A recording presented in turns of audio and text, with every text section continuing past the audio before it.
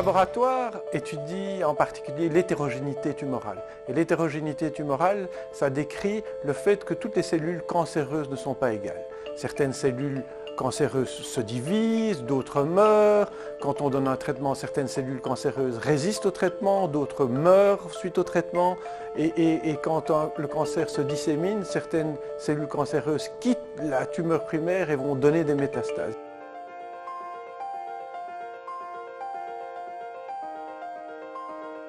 La marque de notre labo, la marque de fabrique de notre labo est ce qu'on appelle le traçage cellulaire. Eh bien, on a été les premiers à avoir mis au point une technique permettant de marquer individuellement les cellules cancéreuses et à suivre leur devenir au cours du temps. C'est grâce à cette technique-là qu'on a pu voir pour la première fois en temps réel, dans leur micro-environnement naturel, les cellules souches cancéreuses. On a aussi été les premiers à découvrir des sous-populations de cellules tumorales qui donnaient des métastases. On était aussi les premiers à découvrir des mécanismes de résistance au traitement anticancéreux et à découvrir des combinaisons de traitements qui permettent de pallier à cette résistance et de faire en sorte que le moins de tumeurs rechutent après la thérapie.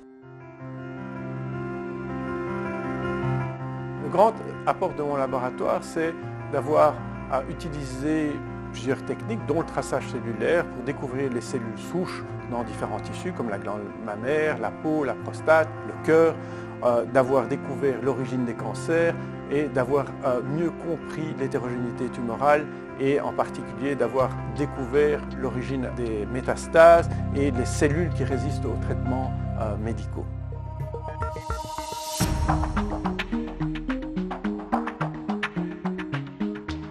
On a des questions qui nous taraudent dans tous les thèmes qu'on développe dans le laboratoire. Quelles sont les cellules souches et comment les cellules souches réparent les tissus? Comment les cancers prennent leur origine? Est-ce qu'on peut bloquer les phases précoces de la cancérisation? Est-ce qu'on peut bloquer les métastases?